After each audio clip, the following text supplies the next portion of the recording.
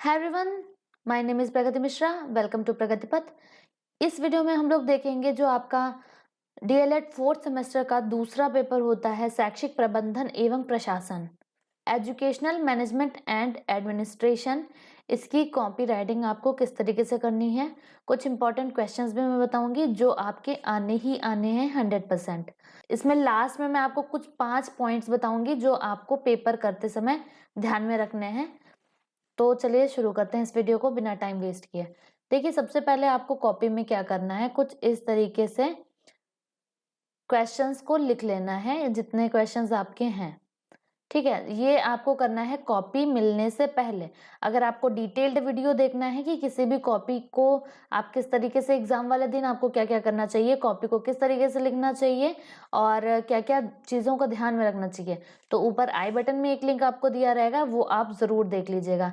English की copy writing किस तरीके से करनी है, क्या क्या चीज़ें ध्यान रखनी है, और आपके फोर्थ सेमेस्टर में एप्लीकेशन और लेटर राइटिंग भी आती है। तो ये सारी चीज़ें आपको आई बटन में मिलेगी। जब ये वीडियो एंड हो जाए तब आप आई बटन पर जाइएगा और इन सारे वीडियोस को एक एक करके आप देख सकते हैं। तो देखिए, इस पर्टिकुलर सब्जेक्ट में आपको क्या ध्यान रखने वाली चीज है। सबसे पहले तो जो कॉमन चीज है कि आपने जो आपका पेपर अभी नहीं मिला है, तो आप कॉपी में सबसे पहले इस तरीके से ये लिख कर बैठ जाइए, आपका काफी टाइम इससे बच जाता है। और आप क्वेश्चन नंबर 15 तक, उत्तर संख्या 15 तक लिख कर बैठिए और यहाँ पर इस तरीके से 2 लाइनें बॉर्डर में प्लस, हाँ, जब आपका अति लघु उत्तरीय प्रश्न खत्म हो जाए और यहाँ पर एक इस तरीके की लाइन, ये बहुत ही स्ट्रक्चर्ड लगता है। इससे जो एग्जामिनर होता है उसके अंदर एक अच्छा सा एक्सप्रेशन पड़ता है उसके ऊपर, और वो सोचता है कि हाँ, काफी सिंसियर बच्चा है, सोचता है वो कि इनकी कॉपी में मुझे ज्यादा कुछ नहीं देखना है। अगर आप इस तरीके से करते हो, और दूसरी बात, अगर आप पहले पेज पर कटिंग नहीं करते हो तो अब इस तरीके से आप लिख के बैठ जाएंगे। अति लघु उत्तरीय प्रश्न उत्तर संख्या 16, क्योंकि अब यहाँ पे तो आपको कुछ एडिट करना नहीं है, ऊपर क्वेश्चन नंबर 15 तक कुछ एडिट नहीं करना है, सीधे सिर्फ लिखना ही है। अब इसके बाद आप नहीं लिखिए, 17 से आप मत लिखिए। अब क्वेश्चन क्या क्या इंपॉर्टेंट है वो भी मैं आपको बताती हूँ। अब जब आपको क्वेश्चन पेपर मिल गया, आपने क्वेश्चन पेपर पर एक बार नजर घुमा ली कि इस तरीके के क्वेश्चन है, तो अब उसके बाद में आपको जो जो क्वेश्चन आ रहे हैं आप इस तरीके से लिख लीजिए, और जो जो नहीं आ रहे हैं उनको इस तरीके से छोड़ दीजिए। ठीक, यहाँ पर इसको ब्लैक पेन से करिए और हर एक उत्तर संख्या के नीचे इस तरीके से अंडरलाइन भी कर दीजिएगा। ये देखने में काफी अच्छा लगता है, डेकोरेटेड लगता है। बाकी आपकी अपनी चॉइसेस हैं, आप किसी भी तरीके से कर सकते हैं। ठीक, यहाँ तक लिखा। जो नहीं आते थे क्वेश्चन आपने 6, 7 और 8 इस तरीके से छोड़ दिए, जब बाद में आपको आता होगा तब आप लिखेंगे। आप ये मत किया करिए कि आप तुक्का मार के कुछ भी लिख दीजिए और बाद में जो है किसी दोस्त के कहने पे काट काट के उसको सही करे, या फिर जहां से भी आपको हिंट मिले। तो अब ये देखिए, ये मैंने लिखा यहाँ पर क्यों है। ये पर्यवेक्षण वाला क्वेश्चन आपका बहुत इंपॉर्टेंट है।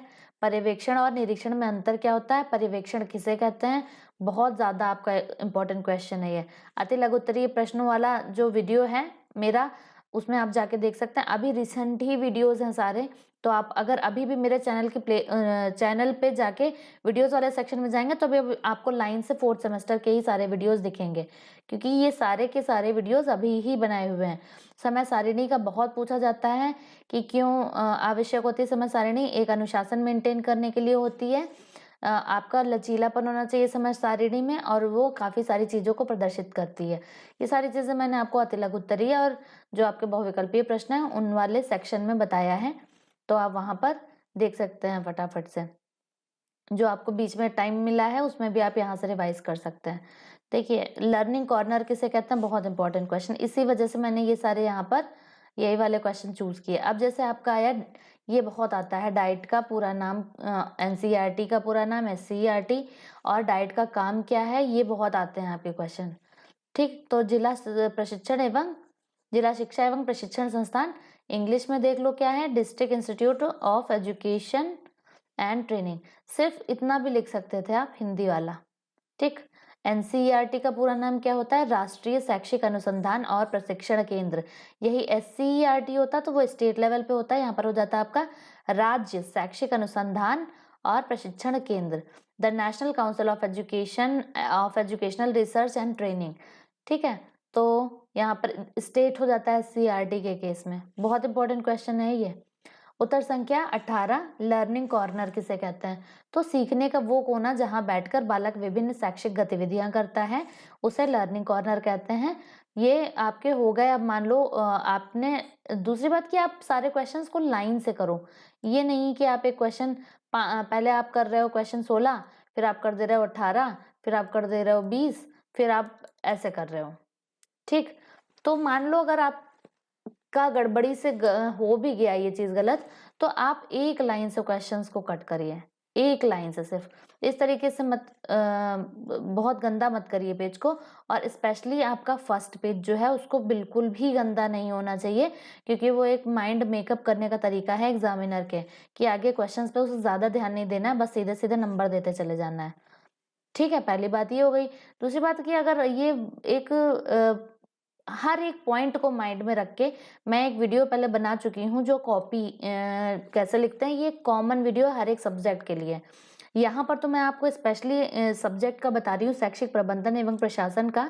तो ये जो आपका सब्जेक्ट है इसमें सारी चीजें आपकी प्रबंध कैसे किया जाए, ठीक है, प्रशासन का क्या क्या कार्य होता है, ये सारी चीजें मेनली होती है। तो उस चीज को ध्यान में रख के माइंड मेकअप करके ही आप अपनी आंसर राइटिंग करें। यहाँ पर कॉमन वाला वीडियो भी आप जरूर देख लीजिएगा, वहां पे हर एक एस्पेक्ट क्लियर किया है और 10 इंपॉर्टेंट पॉइंट्स आपको बताए हैं उस वाले में। ऊपर आई बटन पर लिंक वीडियो के एंड में जाकर आप देख सकते हैं। देन जब आपका अति लघु उत्तरीय खत्म हो रहा है, देन आप एक ये वाली लाइन दे दीजिए कि हाँ मेरा अति लघु उत्तरीय खत्म हो गया है। देन लघु उत्तरीय प्रश्न लिखिए। मान लीजिए आपका सीरियल बिगड़ भी जाता है, तो आप एटलीस्ट इतना जरूर करिए कि जहां पर आप अति लघु उत्तरीय करिए वहां पर सारे अति लघु उत्तरीय पहले कर लीजिए, उसके बाद में आप लघु उत्तरीय करिए। मान लो गलती से एक दो क्रम बिगड़ गए आपके, फिर भी आप वहां पर मैनेज कर सकते हैं। ठीक, लघु उत्तरीय प्रश्नों में सारे लघु उत्तरीय प्रश्न लिख के इस तरीके से आपने लाइन खींच कर दी कि लघु उत्तरीय प्रश्न एंड हो गए। अब कुछ 5 इंपॉर्टेंट पॉइंट्स हैं जिनको आप देख लीजिए। अति लघु उत्तरीय प्रश्न 2 घंटे का आपका ये पेपर होता है, ठीक है, तो 2 घंटे में इसमें पेपर में लगता है टाइम। तो आप ये ध्यान रखो अति लघु उत्तरीय प्रश्न भी आपके भर भर के आते हैं, तो एक शब्द से लेकर 3 लाइन तक आप अति लघु उत्तरीय करो, क्योंकि इस पेपर में आपको लगता है कि मेरे पास काफी टाइम बाकी है, लेकिन लघु उत्तरीय प्रश्नों की भी आपकी अच्छी खासी संख्या होती है। इसीलिए अति लघु उत्तरीय में टाइम ज्यादा वेस्ट मत करो। और कुछ लोग कहते हैं कि मैम मैं मैं लघु उत्तरीय पहले कर लूं देन अति लघु उत्तरीय करूं, तो ये भी मत करिए, क्योंकि लघु उत्तरीय प्रश्न में आपको थोड़ा बहुत बना के भी लिखना होता है। अति लघु उत्तरीय प्रश्न पॉइंट टू पॉइंट होते हैं, तो कहीं ऐसा ना हो लघु उत्तरीय में आपको सोच सोच के लिखने के चक्कर में आपको जो आते हुए प्रश्न हो वो सब गड़बड़ हो जाए। ये सारी चीजें मैं अपने एक्सपीरियंस से ही आपको बता रही हूँ कि मैंने ट्राई सब कुछ इसमें किया हुआ है, तो क्या चीज मेरे लिए बेटर है, एक्सपीरियंस से आप ज्यादा सीख सकते हैं चीजों को। ठीक है, वीडियो अगर आपको पसंद ये आ रहा हो जरूर से वीडियो को लाइक करके चैनल को सब्सक्राइब कर लीजिएगा, आपके काफी काम आने वाला है ये चैनल आगे टीईटी और सीटेट, सुपर टेट, केवीएस सभी के एग्जाम्स में। लघु उत्तरीय प्रश्न जो होते हैं वो आप 3 लाइन से लेकर आधे पेज तक लिखो। अगर बहुत ज्यादा कहानी बनाने की कोशिश ना करो, और कोशिश करो कि जो जब आप शुरू कर रहे हो क्वेश्चन को तो एक प्यारी सी हेडिंग पड़ी हो, और शुरुआत की लाइनिंग बहुत ही जो आपका पूरा टॉपिक है उसमें का जो निचोड़ है वो आप शुरुआत में ही लिख दो, जिससे पहली लाइन पढ़ के ही पता चल जाए कि आप क्या लिखने वाले हो। Double check all the questions, ये आपका मैंने आपको बताया ये 2 पॉइंट, ये तीसरा पॉइंट देखिए, सारे क्वेश्चंस को डबल चेक करिए। जब सारे क्वेश्चन आपने कर लिए तो एक बार क्वेश्चन नंबर मिला लो। कभी कभी ये हो जाता है कि आपको लगता है कि मैंने सारे क्वेश्चन किए हैं बट कोई क्वेश्चन छूट गया होता है। ठीक, पेंसिल का यूज जरूर करो। अगर जो जो क्वेश्चन आप छोड़ रहे हो अति लघु उत्तरीय में भी लाइन से करने में भी आपको कुछ 1-2 क्वेश्चन नहीं आते हैं, तो उनकी आप जगह 3-3 4-4 लाइनें छोड़ दीजिए, तो उसको पेंसिल से टिक कर लीजिए अपने पेपर पे, जो आपका पेपर है, कि ये वाला मैंने छोड़ा है, बाद में उसको करना है, तो याद रहेगा आपको, ऐसे आप भूल सकते हो। फिर जो छूटा, मान लो आपका कोई, आपने देखा सारे क्वेश्चन मिलाए, एक क्वेश्चन आपका कोई छूट गया है बीच में अति लघु उत्तरीय का या फिर लघु उत्तरीय का, तो कैटेगरी अंत में लिख के क्वेश्चन नंबर डालकर ही लिखो। मतलब कि लास्ट में लिख दो अति लघु उत्तरीय और प्रश्न नंबर उत्तर संख्या 15, मान लो 17 छूटी है आपकी, तो उत्तर संख्या 17 अति लघु उत्तरीय प्रश्न, ऐसे करके आप कर दो। तो एक एग्जामिनर को पता चल जाएगा कि हाँ कहाँ का क्वेश्चन छूटा है।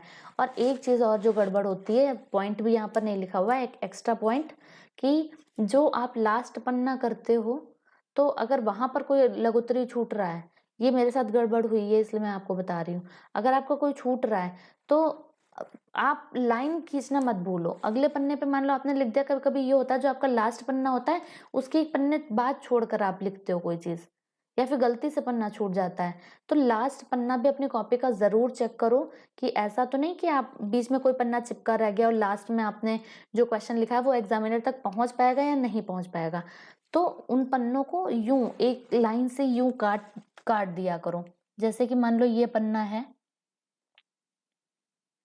मान लो ये पेपर है, आपके बीच में छूट गया है ये पेपर, तो यूं एक लाइन से इसको काट दो और लिख दो PTO।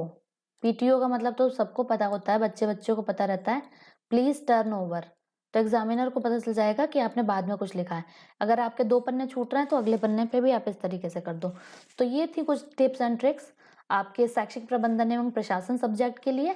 और आपको जो बाकी सब्जेक्ट्स हैं उनका अगर आपको देखना हो तो प्लेलिस्ट जाकर how to write copy by Pragati Mishra playlist आप सर्च करके या फिर मेरे चैनल के प्लेलिस्ट में जाकर देख सकते हैं। वहां पर हर एक सब्जेक्ट से रिलेटेड कुछ अलग और कुछ खास टिप्स आपको दी हुई हैं। कॉमन वाला देखना भी आप कतई मत भूलिएगा। Thank you so much for watching. Please do like, share and subscribe this video. Take a very good care of yourself.